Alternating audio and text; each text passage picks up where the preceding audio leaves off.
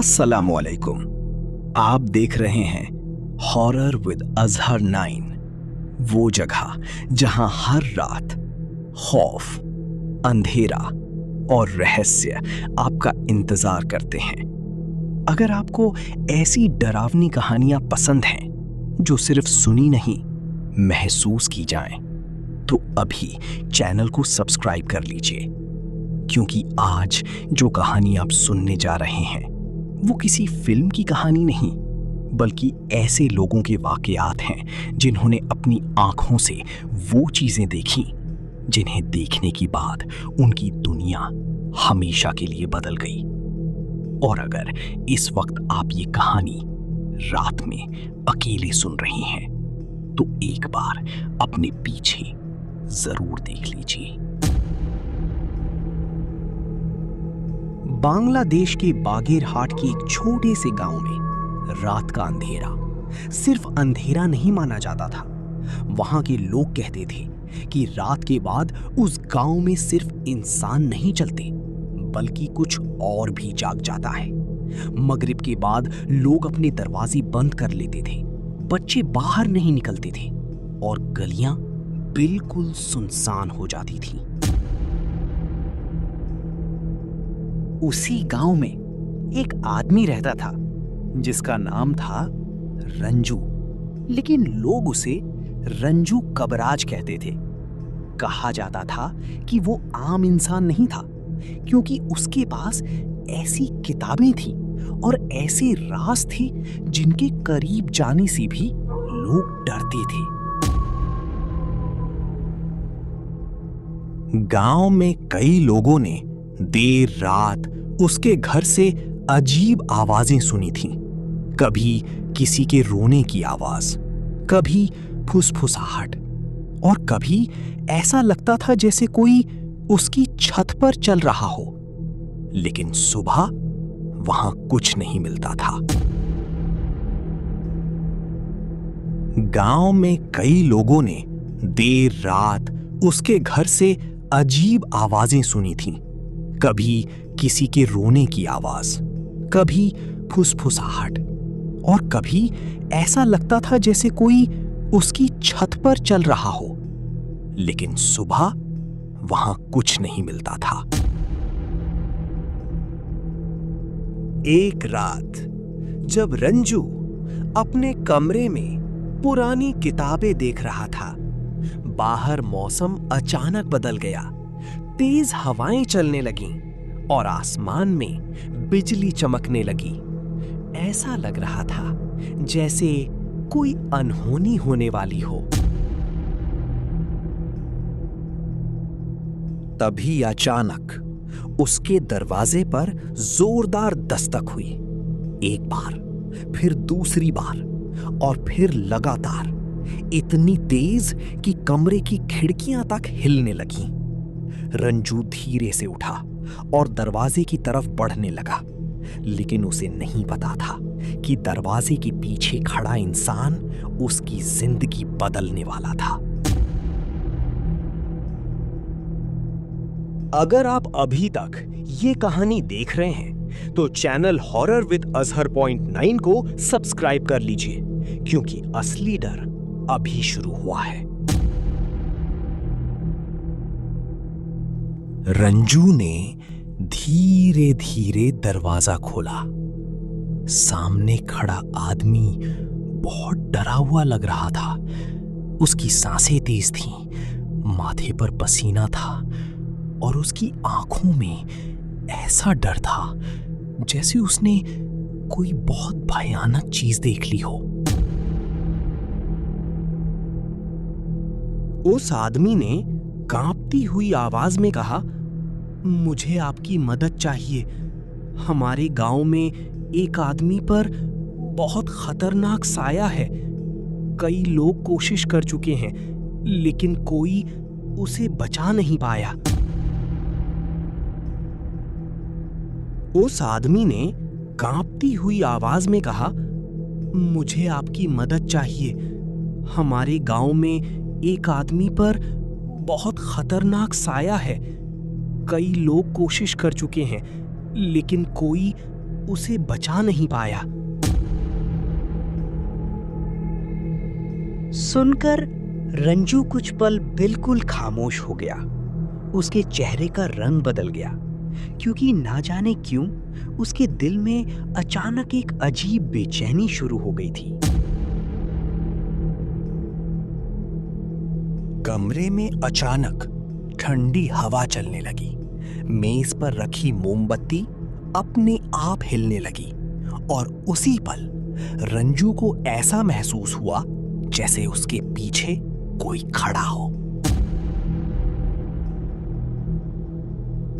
धीरे से उसने पीछे मुड़कर देखा, लेकिन वहां कोई नहीं था।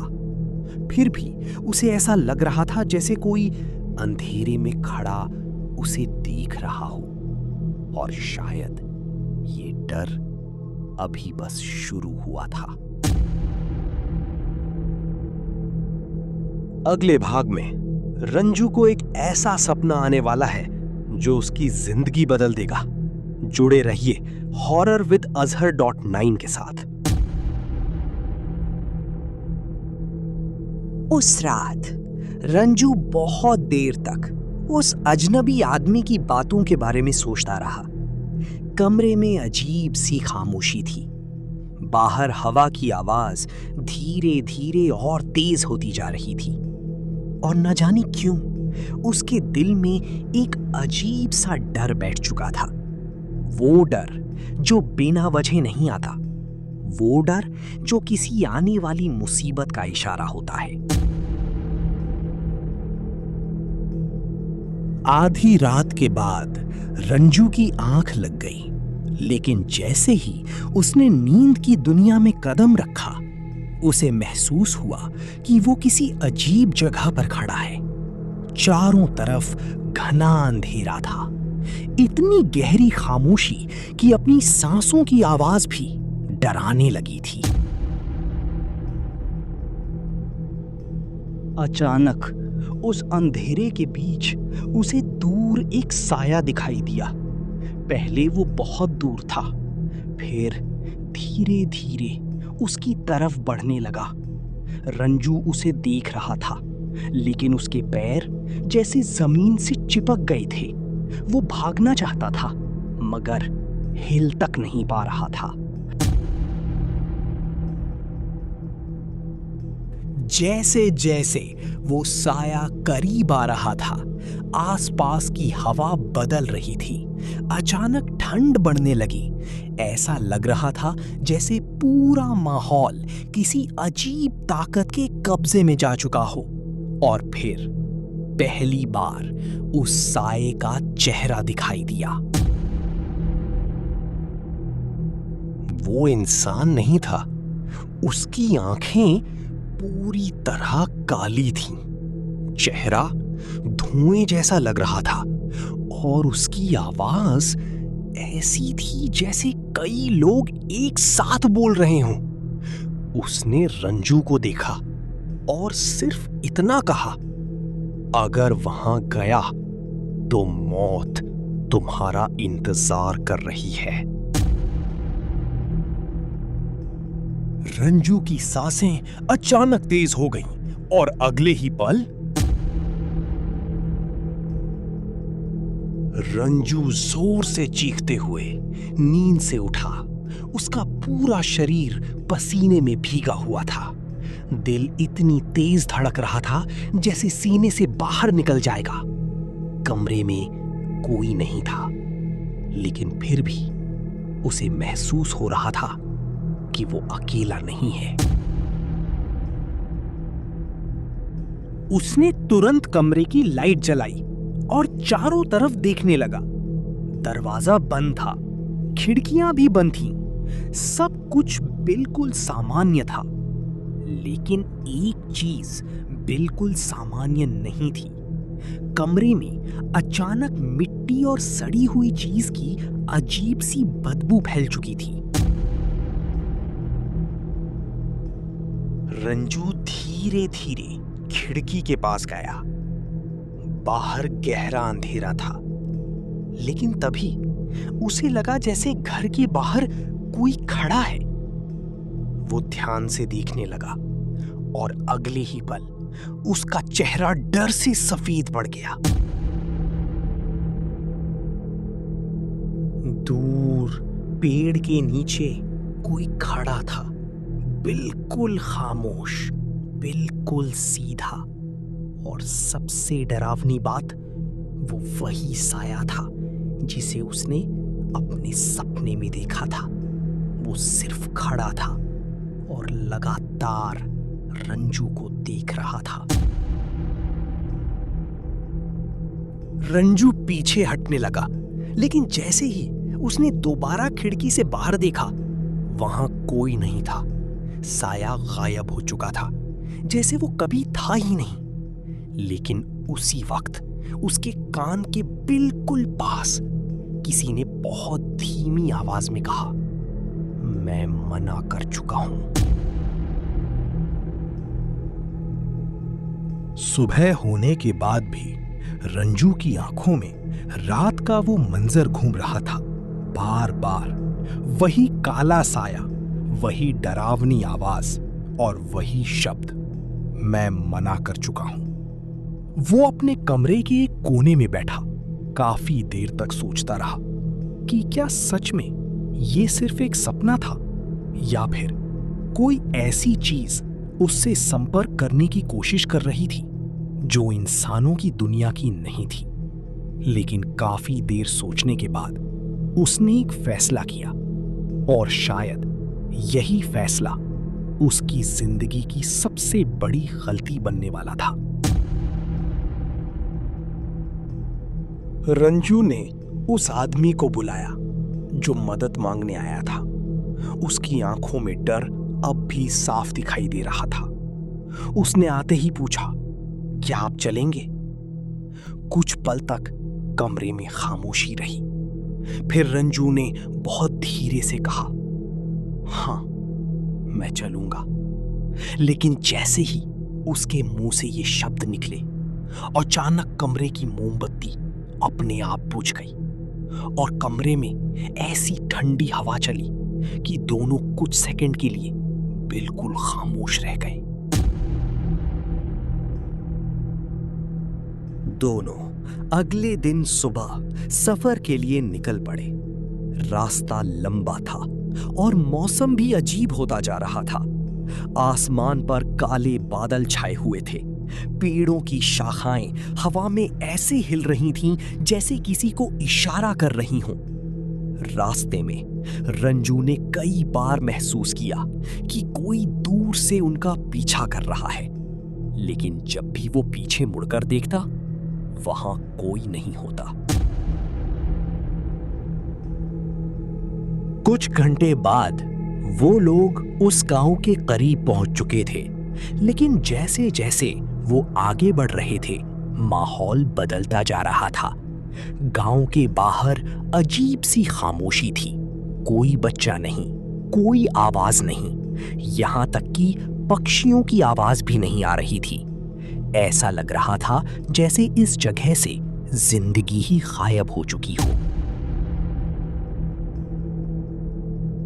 गांव में दाखिल होते ही रंजू ने देखा लोग उन्हें अजीब नजरों से देख रहे थे। उनके चेहरों पर उम्मीद कम और डर ज्यादा दिखाई दे रहा था। कुछ लोग धीरे धीरे आपस में बातें कर रहे थे, जैसे वो जानते हों कि अब कुछ बहुत बुरा होने वाला है। और तभी एक बूढ़ा आदमी रंजू के करीब आया। बूढ़े आदमी ने रंजू का हाथ पकड़ा और जो कहा उसे सुनकर उसके पैरों तले जमीन खिसक गई।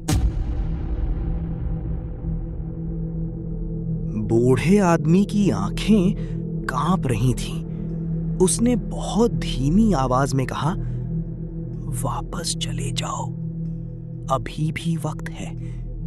यहां आने वाले पहले भी बहुत लोग आए थे, लेकिन कोई सही हालत में वापस नहीं गया। कुछ गायब हो गए और कुछ वापस तो आए, मगर पहले जैसे नहीं रहे। रंजू ने बूढ़े आदमी की बात सुनी, लेकिन उसके चेहरे पर अजीब सा आत्मविश्वास था। वो पहले भी कई मुश्किल मामलों का सामना कर चुका था, इसलिए उसे लगा कि ये भी वैसा ही एक मामला होगा। लेकिन कभी-कभी इंसान का सबसे बड़ा दुश्मन उसका घमंड बन जाता है। थोड़ी देर बाद गांव वाले उसे एक पुराने घर के सामने लेकर पहुंचे। वो घर बाकी घरों से अलग था।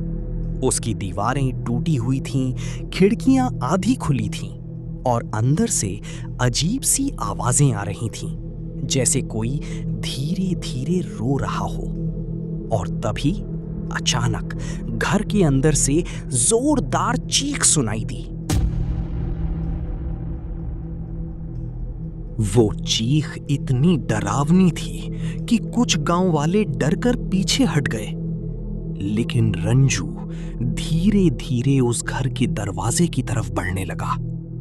उसके कदम अब पहले जैसे मजबूत नहीं थे, क्योंकि न जाने क्यों उसके दिल में वही पुराना डर फिर से जाग चुका था। जैसे ही रंजू ने घर का दरवाजा खोला, अंदर का मंजर देखकर वो कुछ सेकंड के लिए बिल्कुल जम गया। कमरे के बीचों बीच एक आदमी बैठा था। उसका सिर नीचे था, बाल बिखरे हुए थे और कमरे की दीवारों पर काले हाथों जैसे निशान बने हुए थे। लेकिन अगले ही पल उस आदमी ने बहुत धीरे-धीरे अपना सिर ऊपर उठाया। जैसे ही उस आदमी ने अपना सिर ऊपर उठाया, रंजू की आंखें कुछ पल के लिए उसी चेहरे पर जम गईं। उसकी आंखें बिल्कुल सामान्य नहीं थीं। ऐसा लग रहा था जैसे आंखों की जगह सिर्फ गहरा अंधेरा हो। उसके होंठ धीरे-धीरे हिल रहे थे। लेकिन हैरानी की बात यह थी कि उसकी आवाज उसके मुंह से नहीं, बल्कि कमरे के अलग-अलग कोनों से आ रही थी। कभी पीछे से, कभी छत से और कभी बिल्कुल कानों के पास से, जैसे कमरे में कोई एक नहीं, कई चीजें मौजूद हों। रंजू धीरे-धीरे उस आदमी के करीब बढ़ा। कमरे के अंदर की हवा बाकी जगहों से बहुत ठंडी थी, इतनी ठंडी कि सांस लेते हुए सीने में दर्द महसूस हो रहा था। बाहर खड़े गांव वाले अंदर आने की हिम्मत नहीं कर पा रहे थे, क्योंकि घर के अंदर से लगातार अजीब फुसफुसाहटें सुनाई दे रही थीं और हर गुजरते पल के साथ वो आवाजें और ज्यादा तेज होती जा रही थीं। रंजू धीरे-धीरे उस आदमी के करीब बढ़ा। कमरे के अंदर की हवा बाकी जगहों से बहुत ठंडी थी, इतनी ठंडी कि सांस लेते हुए सीने में दर्द महसूस हो रहा था। बाहर खड़े गांव वाले अंदर आने की हिम्मत नहीं कर पा रहे थे, क्योंकि घर के अंदर से लगातार अजीब फुसफुसाहटें सुनाई दे रही थीं और हर गुजरते पल के साथ वो आवाजें और ज्यादा तेज होती जा रही थीं। अचानक वो आदमी बिना किसी सहारे के धीरे-धीरे खड़ा होने लगा। लेकिन खड़ा होने का तरीका इंसानों जैसा नहीं था।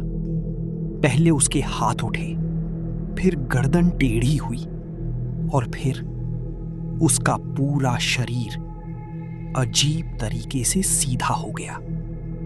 उसकी हड्डियों से टूटने जैसी आवाजें आ रही थीं और कमरे में खड़े हर इंसान के चेहरे पर डर साफ दिखाई देने लगा था। फिर अचानक उस आदमी ने बहुत धीरे-धीरे अपना सिर रंजू की तरफ घुमाया। उसकी आंखें बिल्कुल बिना पलक झपकाए लगातार रंजू को देख रही थीं और अगले ही पल उसके चेहरे पर एक अजीब सी मुस्कान दिखाई दी। ऐसी मुस्कान जो किसी इंसान की नहीं लग रही थी। और फिर उसने एक आवाज निकाली, लेकिन वो आवाज उसकी नहीं थी। उस आवाज ने कहा, रंजू, मैंने तुझे रोका था। मैंने तुझे पहले ही कहा था, यहां मत आना। कमरे का माहौल अचानक और भारी हो गया। बाहर खड़े लोगों ने जैसे ही ये शब्द सुने, उनमें से कुछ डरकर पीछे हट गए, क्योंकि गांव वालों के मुताबिक उस आदमी को रंजू का नाम कभी बताया ही नहीं गया था। रंजू का गला सूख चुका था, क्योंकि अब उसे यकीन होने लगा था कि उसके सपने वाला साया सिर्फ सपना नहीं था। कुछ सेकंड तक कमरे में बिल्कुल सन्नाटा छाया रहा। रंजू अब भी उस आदमी को देख रहा था, लेकिन तभी अचानक कमरे की खिड़कियां अपने आप खुलने और बंद होने लगी। बाहर तेज हवा चलने लगी और दीवारों पर लटकी चीजें अपने आप हिलने लगी। ऐसा लग रहा था जैसे पूरा घर किसी अदृश्य ताकत के कब्जे में आ चुका हो। रंजू ने अपनी किताब खोली और कुछ पढ़ना शुरू किया। उसकी आवाज पहले मजबूत थी, लेकिन कुछ ही सेकंड बाद उसके चेहरे के भाव बदलने लगे, क्योंकि जैसे जैसे वो पढ़ रहा था, कमरे में मौजूद फुसफुसाहटें और तेज हो रही थीं। और फिर अचानक वो आदमी जोर जोर से हंसने लगा। वो हंसी किसी इंसान की हंसी नहीं थी।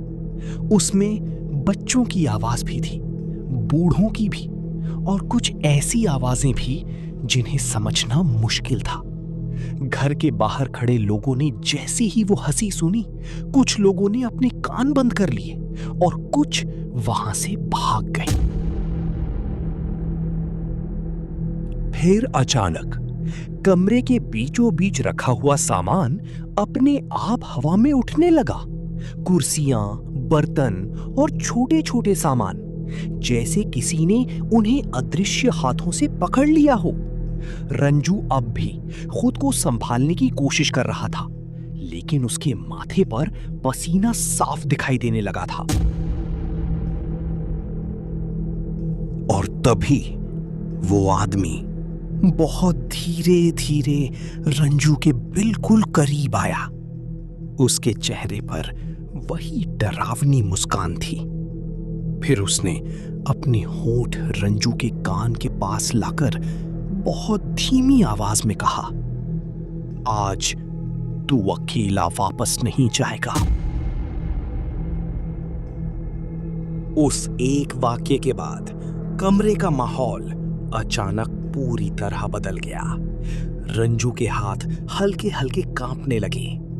उसने अपनी जिंदगी में बहुत से अजीब मामले देखे थे, लेकिन आज पहली बार उसके दिल में डर नहीं बल्कि खौफ पैदा हो चुका था। ऐसा खौफ जो इंसान को अंदर से तोड़ देता है। और सबसे डरावनी बात, वो आदमी अब भी बिना पलक झपकाए लगातार उसे देखे जा रहा था। अचानक कमरे की सारी मोमबत्तियां एक साथ बुझ गईं और चारों तरफ गहरा अंधेरा फैल गया। ऐसा अंधेरा जिसमें अपना हाथ भी दिखाई नहीं देता था। बाहर खड़े गांव वालों ने घर के अंदर से किसी भारी चीज के गिरने की आवाज सुनी, फिर किसी के जोर जोर से सांस लेने की आवाज, और उसके बाद सब कुछ बिल्कुल खामोश हो गया।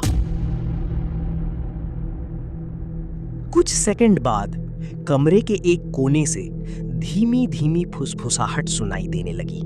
पहले एक आवाज, फिर दो, फिर बहुत सारी।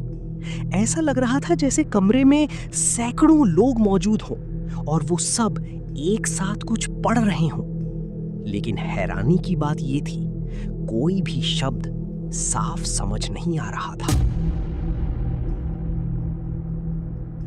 रंजू धीरे धीरे पीछे हटने लगा। उसके कदम अब जवाब देने लगे थे। अचानक उसके पैर से किसी चीज का स्पर्श हुआ। उसने नीचे देखने की कोशिश की, लेकिन अंधेरा इतना था कि कुछ दिखाई नहीं दे रहा था। तभी उसके कानों में बहुत धीमी आवाज आई, नीचे मत देखना। लेकिन इंसानी फितरत हमेशा मना की गई चीज देखने की होती है, और रंजू ने भी वही गलती कर दी। उसने धीरे धीरे नीचे देखा और अगले ही पल उसका पूरा शरीर जैसे पत्थर का हो गया, क्योंकि फर्श पर इंसानी पैरों जैसे निशान नहीं थे, बल्कि छोटे छोटे काले हाथों के निशान थे जो धीरे धीरे उसकी तरफ बढ़ रहे थे। और फिर अचानक उन हाथों ने रंजू के पैरों को छू लिया। जैसे ही वो काले हाथ उसके पैरों तक पहुंचे, रंजू को लगा जैसे बर्फ जैसी ठंडी चीज उसके शरीर में फैल रही हो। उसका पूरा बदन अचानक भारी होने लगा, सांस लेना मुश्किल हो गया और उसके कानों में एक अजीब सी आवाज गूंजने लगी, जैसे बहुत दूर से कोई लगातार उसका नाम पुकार रहा हो। बाहर खड़े गांव वाले अब बुरी तरह डर चुके थे। कुछ लोग कह रहे थे कि दरवाजा तोड़ देना चाहिए, जबकि कुछ वहां से भागने की बात कर रहे थे। तभी घर के अंदर से अचानक इतनी भयानक चीख आई कि बाहर पेड़ों पर बैठे परिंदे भी एक साथ उड़ गए। अगले ही पल घर का दरवाजा अपने आप खुल गया, लेकिन अंदर का मंजर देखकर सबके पैरों तले जमीन खिसक गई। कमरे में रखा सामान पूरी तरह बिखरा हुआ था। दीवारों पर नए काले निशान बन चुके थे, लेकिन सबसे डरावनी बात, रंजू वहां मौजूद नहीं था। कुछ लोग हिम्मत करके अंदर गए।